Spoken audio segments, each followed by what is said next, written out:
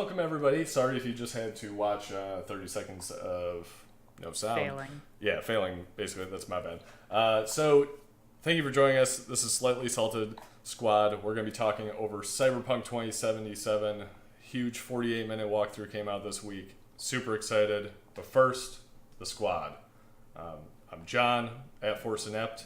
We've got Chris, at Tales of Nerdia. Hi, that's me. Deion, at Super Nerd Fresh. What up? What up? And Mike, at Sredge. What up?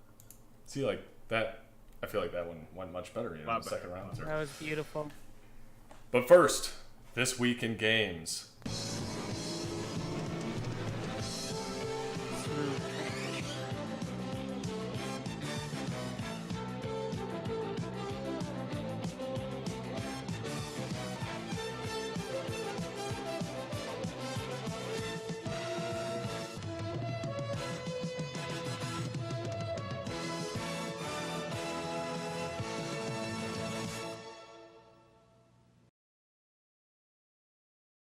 All right, we're on three. Okay, 2, we're... 1. Wow, this is starting so well already. Okay, so, I mean, let's just start at the beginning. I mean, I watched this, I paused it, I don't know how many times, took copious amounts of notes to the point of it felt like homework, but really awesome homework. First of all, started with kind of introduction of the thing. Customization right off the bat had me into this game already. Had the birth record, background check, biometric scan, appearance, and biostats. Backstory, creating like D&D or life events and stats and shit like that. I mean, Mike, I know you play D&D as well. For me, that honestly, just seeing that would have been enough to like fucking just get me right into this game. Yeah, I'm really impressed with the level of detail that they've put into the sort of the story that's going into this. The world, as we get into this a little bit more, we'll see. But the world is so immersive already, and these kind of fine touches are really going to bring the whole place to life. Now, Chris, I know you're not maybe as much. Oh, great! My other computer just blue screen. Cool. Into maybe this D&D backstory type stuff. What are your thoughts on this? This part here, I'm I'm fine with this.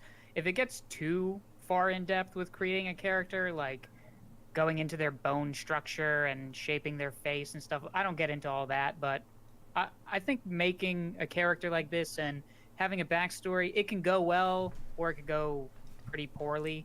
The more customization you have there, the more scenarios that the developer has to account for, and one of those scenarios is going to be better than the other, I think. So Gotcha. It can kind of go either way, but I don't have a knee-jerk reaction to anything like this in a positive or a negative way, really. Gotcha. Now, I think it'll be interesting to see. Oh, Sorry, I think it'll be interesting to see what kind of perks or benefits your character gets based on the background. If you do choose to be some sort of hacker, do you get plus stats?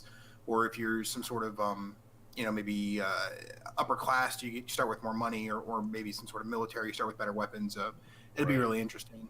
Yeah. But I think to Chris's point, I think too much customization is a problem, and I like the way these are sort of nested out into these sort of predefined stories, and you just kind of pick one that feels right, and then you can move on. Gotcha. Deion, any thoughts? I know you tend to spend a lot of time in character creation. Yeah, often too much time. I mean, essentially, the first thing I think of with this is it's not, I'm not a D&D player, but, I actually think of Mass Effect in terms of picking your backstory. And they touch on that a little bit in Mass Effect. So I hope that they do the same thing of, even there's a few scenes where it's, someone like, oh, yeah, you're from a rough part of town and like that type of stuff. Like, even those little things really kind of help. And like to Mike's point, I'm interested to see how that will attribute to your character when it comes to actual role play. Gotcha. Yeah, honestly, the cool factor, I'm gonna just max that shit out. I'm gonna have low intelligence, low everything else, but I'm gonna be fucking so cool. Fountain style. Snap my fingers, say "eh," and like kill enemies. That's my goal for my first Excellent. Honestly, real quick on the stats impacting the actual gameplay, I get where you're coming from, Chris, where you're gonna wanna or feel like you have to play multiple times with different stats to experience the full game. But subtle things like that made Fallout 3 one of my favorite games. For example, if you run that game with like the lowest intelligence modifier, some of your dialogue options are literally just stammering through and sounding like an idiot, and the characters treat you like an idiot. Like, I don't want to play a whole game like that, but it's just those kind of cool, like, oh, okay, let me try this, see how it goes. But since I could probably spend all day on the customization, the demo itself followed V and her friend Jackie and T-Bone, apparently, who try to find a missing girl who you can see on the stream now. Should probably put an NSFW. I mean, Cyberpunk showed this on Twitch, so I feel like I get to too. But really, if you're looking for a robot game, titties. They're not real titties. I guess that makes sense.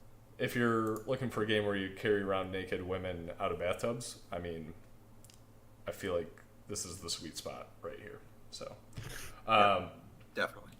So next on my list was the environment. Kind of the options for conversation we kind of already touched on, but I'm a little disappointed from what I saw in the fact that a lot of the options seem like they only had 2 or 3 options. A few of them had like 4 or 5, but they never selected the lower one, so I'm not sure if that was just part of the demo or whatever. But Fallout 4 kind of made me turn away from it a little bit because the 4 options were all very, very simple, and it didn't seem like it was as dynamic. What do you guys think on that as far as... You threw me off for a bit because you said environments, and then you started talking about choices. And he's talking about the conversations. Yeah. Sorry about that. Yeah. I'm caught up now. But, I mean, for me, that's not something that really improves a game, in my opinion. Like, all those choices. Similar to, and I'll probably say this multiple times, similar to like the character customization when you have all these different options. One of those options, like I'm going to feel every time I make a choice, I'm going to feel like I'm missing out on the other choices, like what could have happened. So, and that's not to speak negatively on the game. That's more of a problem with me and just how I think. So, you know, I have that, or they call it FOMO, fear of missing out.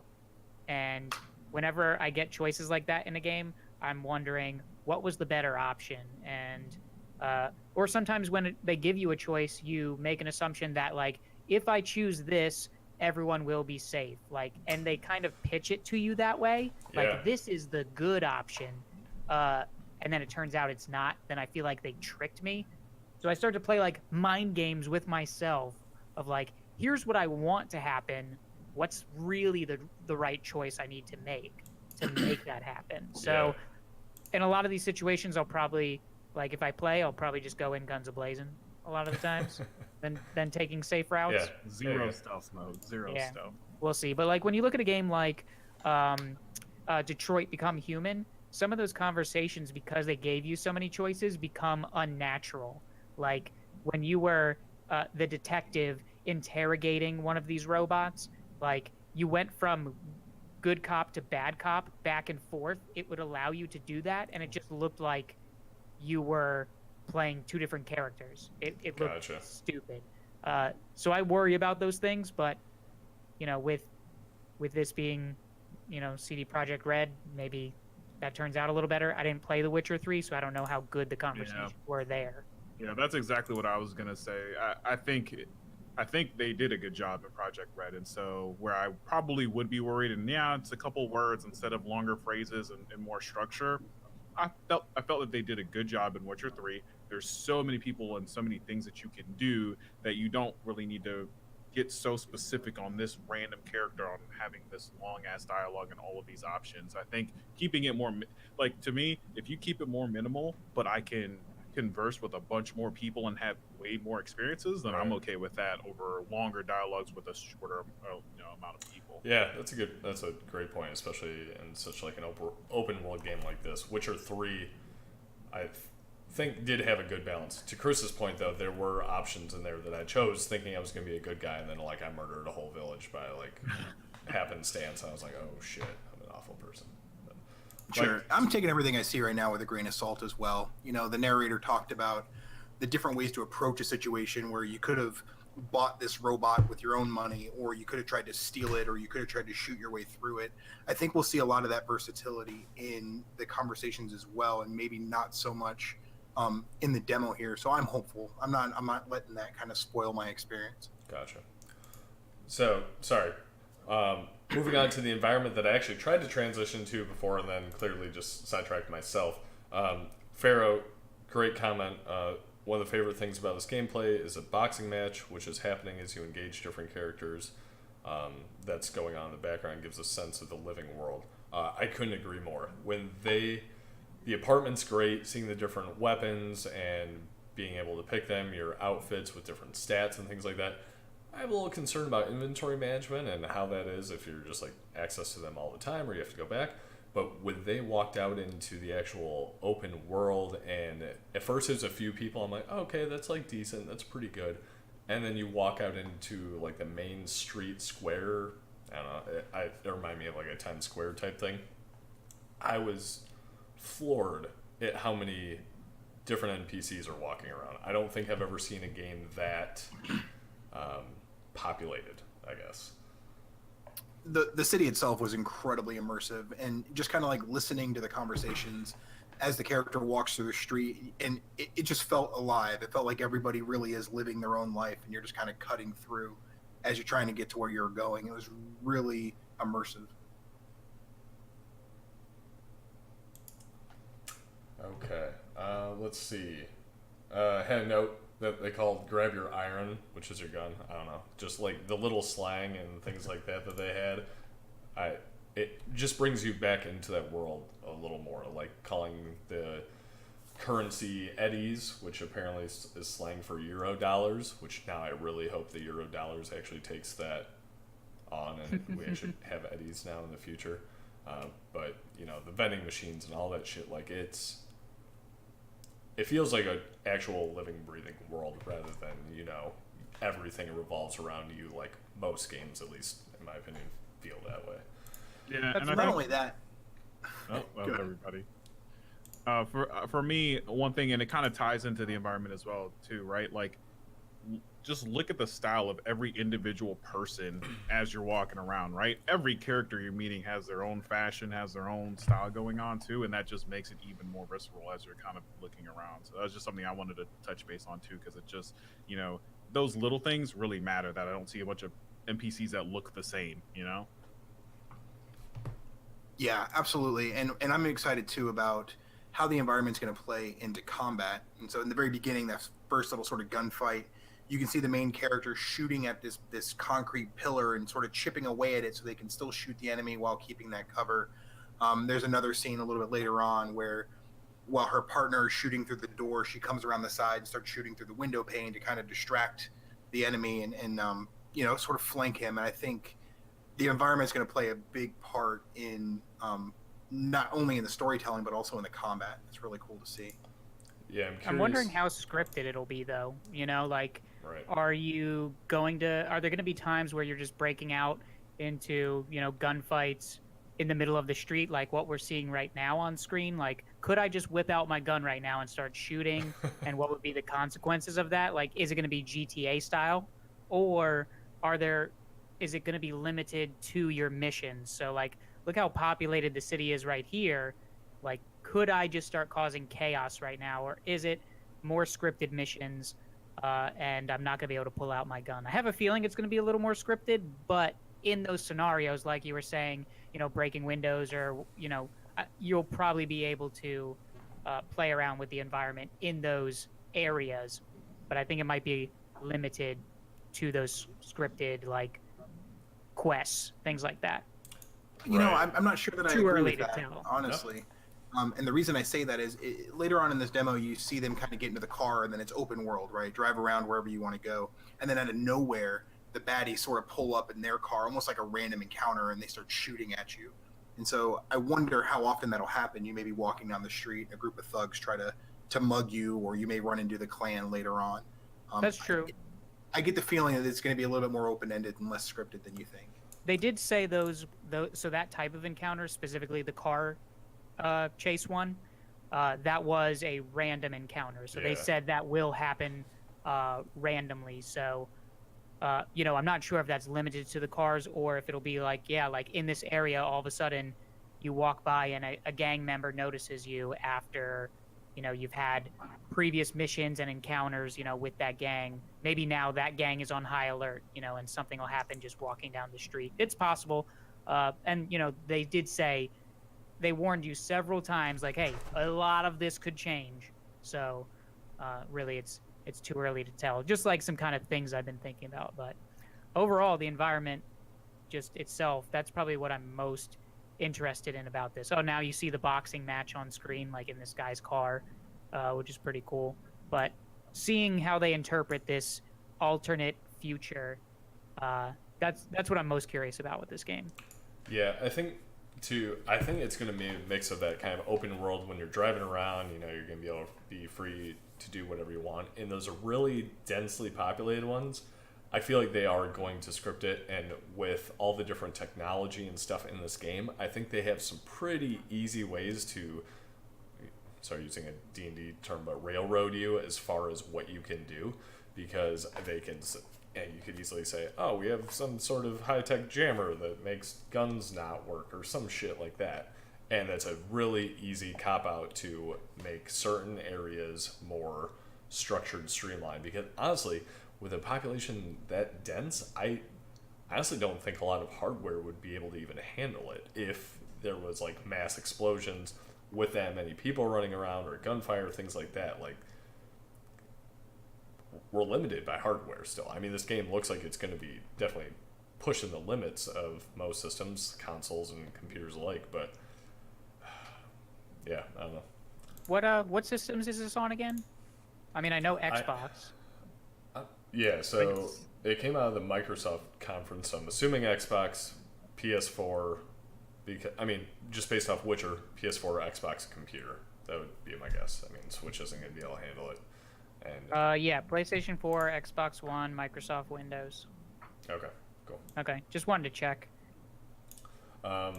One thing, so obviously not finished game. I did notice in kind of the general population thing, you see a lot of the rendering and reflections and stuff. They've already talked about how a lot of assets are missing and things like that.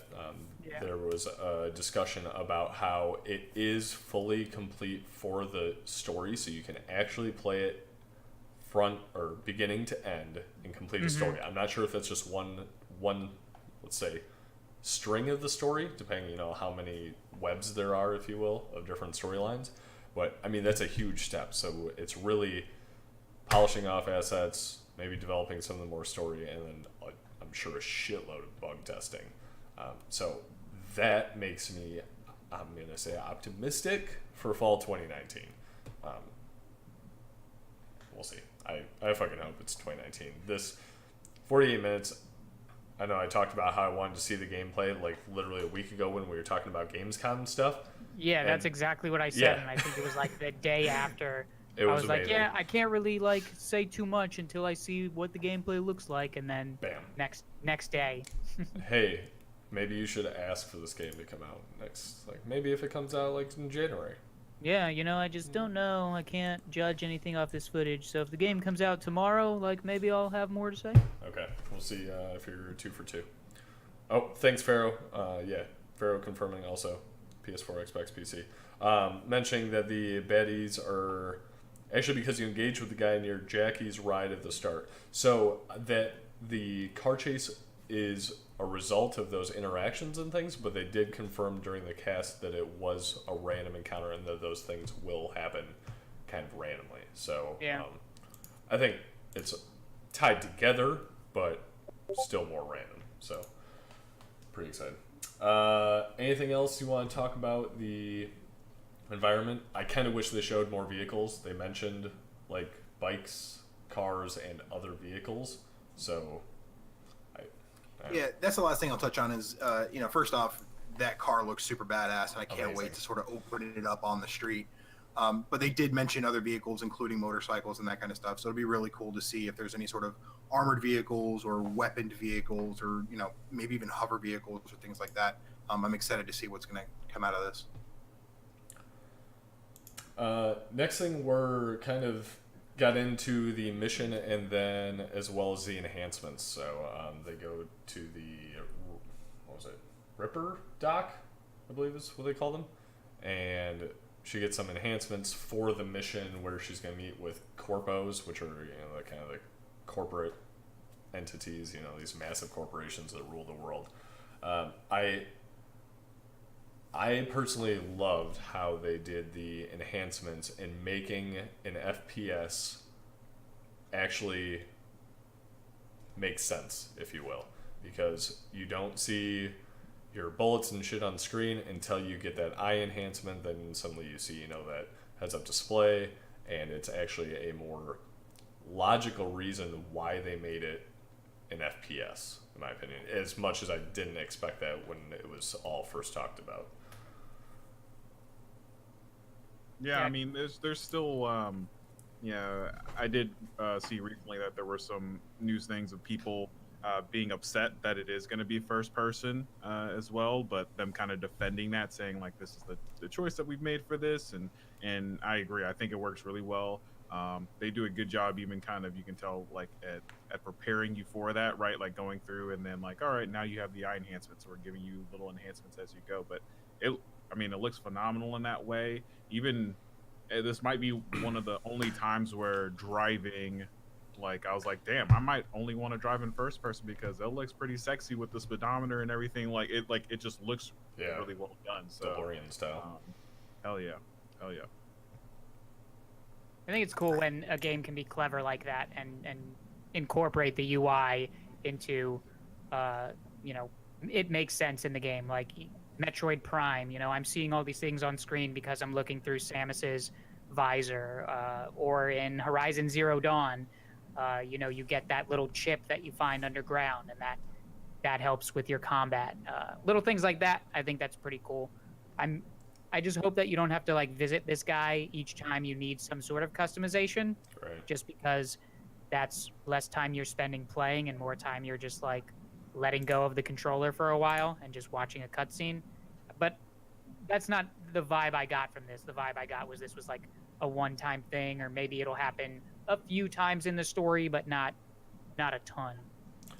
Yeah, one of the things that I've seen the heads-up display explaining games, things like that, but I don't think I've ever seen ammo in your gun explained by having a neural enhancement connection through your palms onto the gun. I thought, what a ridiculous thing, but such a cool touch that, like, really, I can't think of a reason besides showing your ammo why they would ever put that into a game. But it was a just simple way to explain it and to make it just that one extra step more immersive, which CD Projekt Red, I mean, they've showed it with Witcher 3 is just fucking amazing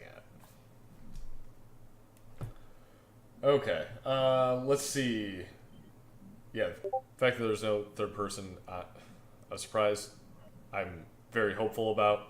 I kind of wish you could do third person to see, I think Mikey and I were talking about that, to see how badass you look walking around. Yeah, I'm pretty petty that way. I mean, we just talked about how sweet the customization is in the very beginning of the game, and not only the backstory, but also the way you look physically. And then they immediately put you in first person, and you're not going to be able to see any of that stuff, and I think that's kind of lame. Though, when they're driving around the city, you do get to drive around in third person, so maybe there'll be an option to kind of go back and forth.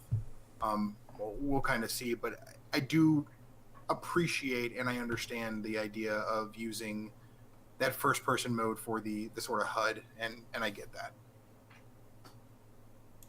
Yeah, I think you're right, and to that extent, because I'm petty in that way too. But for me, like, yeah, I'll be looking for those cinematic cutscenes because they show some of them where they do show your character, and that's what I'll be like, oh my god, I look badass in this cutscene, and then it'll transition. I'll be like, damn it, I can't see myself anymore.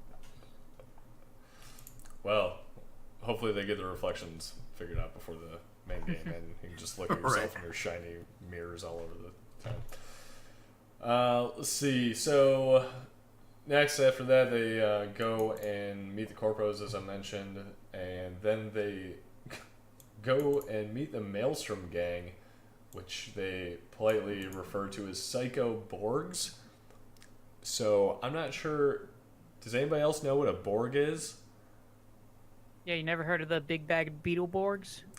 Oh no, fuck, I haven't heard that. Came around during Power Ranger days. You don't know Beetleborgs?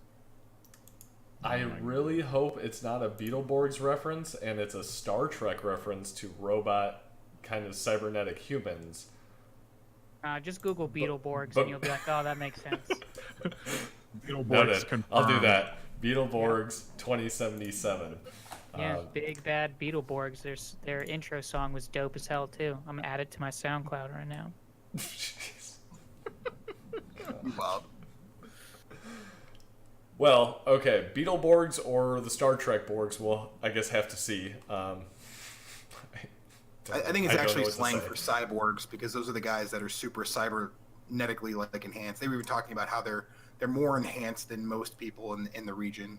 Some of those guys didn't even have a face; it was just a big old light sensor stuck into the top of a mouth. So I think it's likely just slang for cyborgs. Well, that's just way too logical. I was hoping it was a really outdated Star Trek reference about it. But, Nah, Beetleborgs. I'm on the Beetleborg train. Beetleborg, we got. Did you Google it? I did. I'm gonna refrain from googling that. Chat, if you want to Google Beetleborgs or check out Tales of Nerdia's SoundCloud, get that Beetleborg intro music. Maybe we can use that for the next intro Yeah, video we we make. actually should. I think we'll do Just that next week. put that over the news intro. Hell yeah. Copyright, bro. Okay, let's see. So, actually, let me oh, wait, actually, this clip right now is just them going around and showing this amazing city, and I absolutely love that. But let me actually skip ahead in this video real quick until once we get to the actual Maelstrom gang, just since we're going to be talking about combat and stuff like that. I found it interesting. The first guy they talked to, his name is Dum Dum and Kurt. Cyber future world, everybody's super edgy, and you get to these two super cybernetically enhanced people named Dum Dum and Kurt. I don't know, that threw me off, and honestly, the voice acting so far doesn't seem great. Do you guys pick up on that at all? That jumped out to me immediately. I'm curious what you guys think on that because I don't know. It didn't strike me as like, oh, this is crap or anything like that. Just kind of was like, oh. So I don't know. How did you guys feel? I didn't really lean one way or the other. I definitely was listening in, trying to recognize voices. I know, God, I'm gonna butcher his name. The guy who voiced Geralt was actually rumored to be in the game, and so I was trying to listen and see if I could pick up his voice. But I didn't think anything necessarily negative about what I heard. Yeah, I didn't either. I didn't really pick up on lines being delivered poorly or anything like that. I would say that some of the dialogue, like, and the way that they go through it is a bit exaggerated, but also so are these characters. So parts might have sounded like a little corny at times, but it was just like these guys are in a gang, and it's like, oh, we all got these faces that are all lit up by the, it's just, I don't know, it just a little Right, cartoony, I guess, but I never thought that, like, oh, this voice actor is not doing a good job or anything like that. Exactly. So, I think it might make more sense within the context of the game, and to this point in the story, it may feel a little bit more natural than what we're hearing now. yeah. Yeah, that's a great point. I think definitely this game isn't based on the discussions and kind of jokes in it and stuff like that, and the prevalent use of the C word. I won't go on to say that. I don't think it's going to take itself too seriously and things like that, which I appreciate, and they're kind of leaning into that 80s futuristic cyberpunk vibe, which I love, but I don't know, the voices just seemed, it wasn't that the dialogue was awful, it was corny like you put, I feel like it didn't match everything else. Everything else I feel like looked like such a high level, and then the voice acting was like okay. Maybe that's just what I picked up on the juxtaposition, but like I wrote down immediately as far as I don't know. I'm hoping it makes more context with the game, and that maybe it's just that variation of dialogue and dialect that I need to get accustomed to within that, realm. I'll have to Right. listen to it again. Like now Yeah. that you've Yeah. said that, I'll give it another listen. But it wasn't at least it wasn't jarring enough where I had a thought of like, oh, this doesn't sound that great. Do Gotcha. you think that it was that they like performed poorly voice acting, or do you mean like the actual dialogue being too corny and doesn't fit with the actual game? No, I thought it was the actual voice, and I don't want it as a slight against the voice actors or anything. I just feel like the actual voice acting wasn't a final, granted, I know it's not the final version of the game, but final version of the voice acting. Like, I think they need to go through and polish the emphasis and inflections and emotion behind it more, because I felt like it was a little flat, I guess. I don't know how to put it into Robotic. words. They're freaking Cybernetic. cyborgs, John. Got him. They nailed it, John. They were doing exactly what they were supposed to do. Damn it. I mean, we don't even know if they've recorded all of the lines yet. Like, yeah, they Yeah. said you can play through the entire game, but what if they don't have, Oh, yeah. the And voice lines recorded, and maybe they just had to do this little bit for a demo? So it's possible that the voices we're hearing now aren't the voices we're going to hear later. But even then, yeah, I'll have to listen to it again. yeah, just give it a shot. It's by no means the what was it, Wizard on the Moon thing from Destiny, but it was just I don't know, it just struck me. So yeah, I'd be curious what you guys think. Give it another listen and let me know. Maybe I'm just wildly off base. Who knows? If you An want to hear asshole. some really horrible voice acting, look up the RPG Arc Rise Fantasia. Some of the worst voice acting I've ever heard in a video game. But after a couple hours, it's kind of charming. We're gonna cut you off right there because we know what happened last talk. We're gonna talk Yep. about Wii games. I just cut myself off. I We need I a appreciate buzzer. that. Just like, stop. Sorry for providing interesting content. Okay. Let's see. Last thing on my list was combat. I didn't know what I thought when it was going to be a first-person, like shooter game, but the combat mechanics for the slowdown and the different weapons, and seems like a diverse set of weapons with rarities, which I'm very curious to see how that actually works in the game. You can clearly see the green, blue, purple rarity scale going on when they pull up the inventory, and I get it, but at the same time, it's not like it's an MMO, so I don't know. It's still an RPG, and RPGs tend to have rarities and different classes of weapons. And so you may not have greens, blues, and purples all within the first, hour of the game, but I think this is their way of demonstrating that there will be variance in quality of the weapons. Yeah, I felt like, I know it was a little bit pre-planned in the way that, for the demo version where it's like, oh, I walk, turn the corner, oh, badass gun, pick it up, and they, you already know what that is. But I thought it was cool seeing that. I mean, honestly, I like that it's not taking itself too seriously. Like, I can slide around, fucking shoot through walls. The ricochet bullets was like, oh shit, that Amazing. is awesome. So it looked fun enough where there are different varieties that I don't feel bored, because if you're gonna make it an RPG, right? Where like Doom is, you play through it, you have fun, but you don't want to be bored continually playing an RPG shooter, right? So you need to have elements to make it exciting and still fun and new things that you can do. And even just looking through the demo felt like, okay, I know that, in a couple levels I can get this or get that to make my combat more interesting. And that's not easily done specifically in shooters. So I give them some credit for that. Yeah, 100%. I mean, I'm trying to think an RPG shooter that I've played. Honestly, Destiny is the only thing that really comes to mind. And Fallout, well, yeah, that's fair. Fallout, but their combat Fallout- is not. yeah, It's different. It's Yeah. it's weird because it is first person mostly. You can do third person, and it's guns and melee weapons and stuff like that. But it's just, this reminds me of a blend of Deus Ex, Fallout, and Max Payne, I guess, with the slow mo and almost bullet time shit like that. Like it, I'm excited. I think I'm gonna be trash at it at first, but the fact that it looks like you can hold 4 weapons, you've got the seeking bullets, you've got the shotguns, you've got the ricochet modifications, and honestly, even the damage, the stylization of the damage, and the I don't even know what you want to call it. I guess the 80s style retina display with the lines and the squares. That's just like a throwback. I'm all in.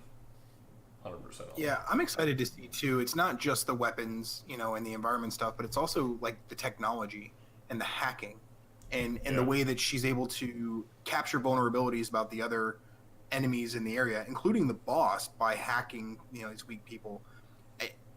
I was interested in the idea of hacking, when I first heard about Watchdog, and then you play it and it's just kind of like press X to hack, and it felt very cheesy and just lame, So I'm hoping that these guys can do that stuff in a deeper fashion, actually finding the right people to hack. Maybe you got to find people that are at a higher level, and they may become more difficult to hack based on literal security implants that they may have or things like that. But you actually get benefits and huge rewards for doing it. And, you very likely could have attacked this boss without the hack and had to, just muscle through his shield. But the idea that these options are there and available, I think, is going to add a whole new depth to combat that we haven't seen in a while. Yeah, that's a great point about Watch Dogs, because I remember seeing that at E3 for the first Watch Dogs and just thinking, this game is amazing. It's going to be so in-depth and amazing. You hack everything, and then it was like, oh, you hit X for like 3 different variations, and that's the same. And actually, on the screen right now is the hacking. I think they called it jacking in for the enemy, and then you can go into the personnel system, which they the whole time say it's work in progress, does not represent the final look of the game and everything, but they very explicitly reiterate that these things will change as the Mantis blades and then this hacking. But the fact that you can hack multiple people through one person, and it looked like a very in-depth, that personnel system with that 3D blowout, like it's going to be a fine balance, I feel like, of making it either overly complicated or simplifying it too much where it's just not rewarding. So yeah, it'll be interesting to see. She was running around with that shotgun. Had she blown that guy's head off rather than just choked him out, would she still have been able to hack him? And then if she couldn't, are there other people that she could have hacked for the same outcome? Right. Yeah, I'm guessing it's probably more like it really reminds me of like Shadow of War, Shadow of Mordor, like those type of games where it's like you can grab that person and either consume their soul and turn them on your side, or kill them. And that's kind of what that reminded me of. Like, it reminded me of that on steroids, which is a lot of fun because it's like, damn, do I want to kill that person or absorb whatever they have, hack into them, and gain more skills? And so it's more flexibility, more options, but it looks, the detail of what you can do when you hack and the things that they show is like, it's pretty in depth, it looks like. I just hope that it's sometimes necessary, though, because like in the Right. instance where she hacked that person, she saw that there was 2 more people on the ground, and then climbs on the side of the wall, hacks one of their guns. There was only 2 people there. How quickly could I have just used my shotgun and taken them out, or just mowed them down real quick? Like, I think if there was more enemies around, like, that would be necessary. I'm sure you'll encounter more situations where, it's going to be a lot safer to use those abilities. So that's kind of what I'm hoping. But in that situation, I was like, when I first saw it, I was like, you didn't really have to hack that person's gun. There was only 2 people right there. But there's more rewards to that too. Like the boss fight that she's doing right now, she was able to acquire the vulnerability and then able to target it because she hacked that person previous on. So there's like immediate rewards as well as long-term rewards. And that's kind of what I was mentioning before. Like, had she hacked somebody else, would she have gotten the same information? It'll be interesting to see how many layers there are to the entire system. Gotcha. I didn't catch that part. But this boss fight, like, when I first saw first-person shooter, I was almost hard out, just because that's just not my genre. But seeing the different abilities, the double jumping, and just your way of traversing. Like it looks cooler, and like the only first person shooter that I ever really play is Overwatch, and I just love the feel of all those different characters. So seeing that this character just isn't, stuck to the ground and doing just very as realistic as possible type of FPS, and seeing all the different abilities, that's interesting to me. And watching a boss fight too, where you have to find the different vulnerabilities of the boss. I'm still not 100% sold just because this kind of genre just really isn't my thing, but the fact that it's pulling me in a little bit the more that I watch it, I think is a good sign. Yeah, one last thing I want to touch on in this combat, and it kind of goes back to the environments too.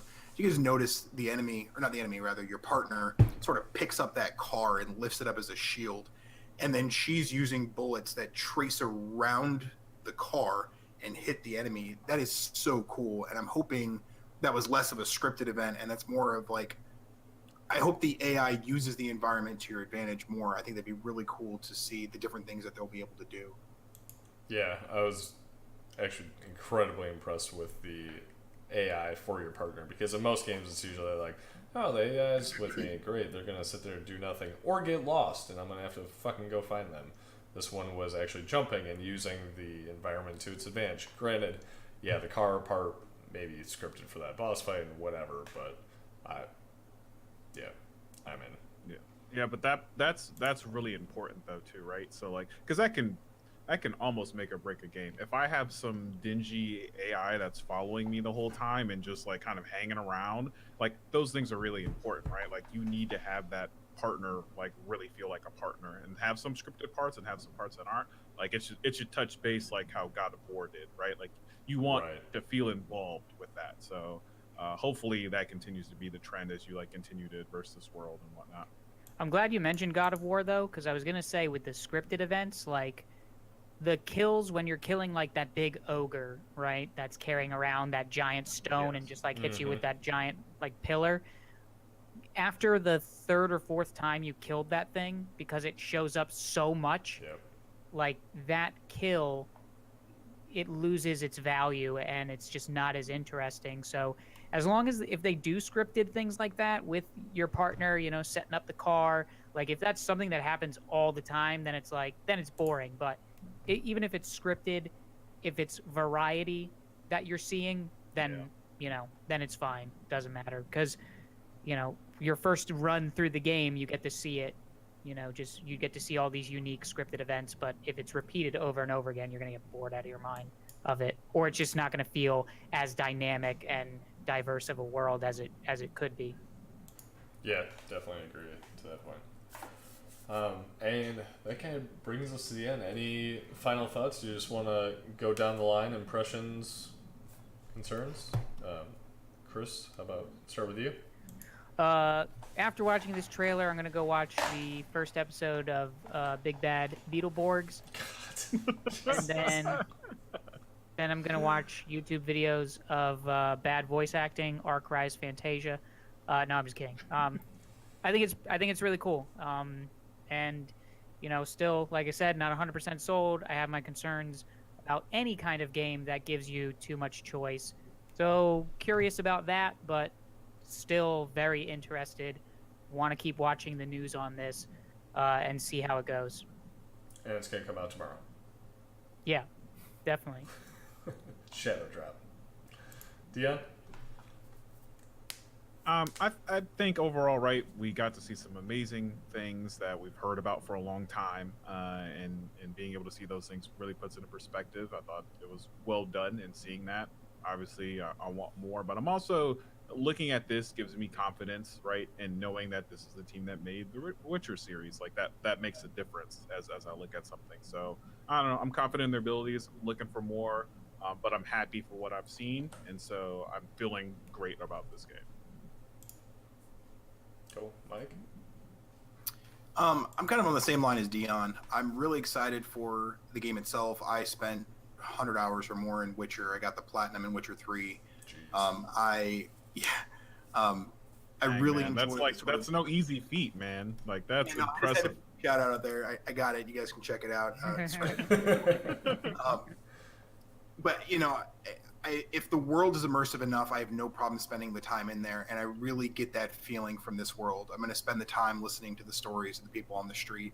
Take the time to take your vehicles through the small back roads and try to find all those little nooks and crannies that the developers put in there for you to sort of find and discover. I'm really excited about it. This is definitely going on my purchase list for 2019. We hope 2019. What Or what 2018. system would you guys be buying it for? I'm probably gonna go PC just because I don't play first-person shooters on console. The only one I play is Overwatch on PC, so I feel like I'd have a better time on PC. PC Master Race. PC for me. I'm curious what Mike's gonna say because he's not a PC. He wants shooter. them trophy. Exactly. You already know what I'm going to say. Right, exactly. Yeah, while I would love to play it in, 144 frames a second and 4K, I think playing it on the PS4, capturing those trophies and sort of discovering every nook and cranny of the world is probably the approach I'll take. Any other game that, like, if it wasn't a first-person shooter, if it's on multiple consoles, or even if it's on PC, like, I would do the same. I would play it on PS4 because I also love trophies and having those extra achievements. But just the fact that it's a first-person shooter, I'm like, all right, I'll play on PC. I'm gonna throw it out there. You can do keyboard and mouse on PS4. Yeah, but it's just not the same. I use a controller on the PC anyway for first-person shooters. Honestly, if it was Gross. get on my Shame. level, bro. Up there? If there was more co-op, if it was co-op, then I'd absolutely play on PC and be able to play with friends. But the sort of single adventure is the kind of game that I'm going to play in my den on my projector and just sort of immerse myself in the game entirely. Ooh. Yeah, that's a tough one. I for sure will get it on PC.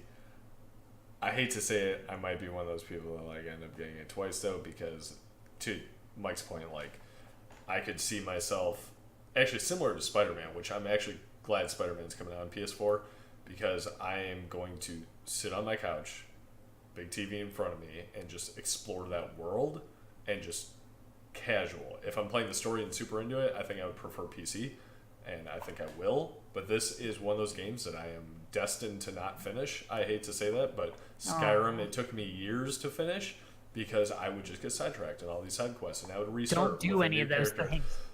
That's Just play the story. Nope, not possible. That will come maybe a year later because I get sidetracked hardcore on any game. Fallout 3. Fallout 4, I had to force myself to finish because I was like, I'm never going to finish this game unless I literally just focus on it because I always get sidetracked by something. Which, I mean, is a great part of the game. I love that. That's why I love Skyrim, and I boot it up probably a few times a year, even still, just because I'm like, oh, I'm going to roll a melee fighter and not use potions or magic, and then, like, that's my new gameplay. So I love this shit, and I will probably play this who knows how many times, and probably get it on multiple systems. But for my thoughts, I'm in.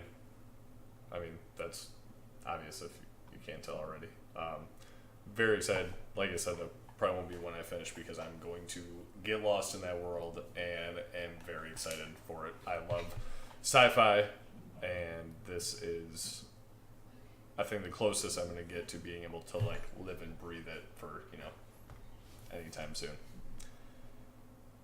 Okay. Any final thoughts? You also told me that, like, when you were watching the trailer, you were sold on it as soon as you saw the naked girl in the tub. That's true, right? Yeah, I mean, I remember that. You definitely said that. Yeah. I'm really about any game that starts with kidney stealing, and I'm just naturally assuming that's what happened. So if I can steal people's organs, put them in tubs, and buy cybernetic enhancements for myself, all in. Yeah. Cool. Reminded me of my last trip to Vegas, but I'll tell you guys that another time. Whoa. Next week on Slightly Salted Squad, Chris's felonies. Okay, well, I think that's it. Thanks everybody for joining. Appreciate it, and check us out next time. This weekend we'll probably be doing some party games.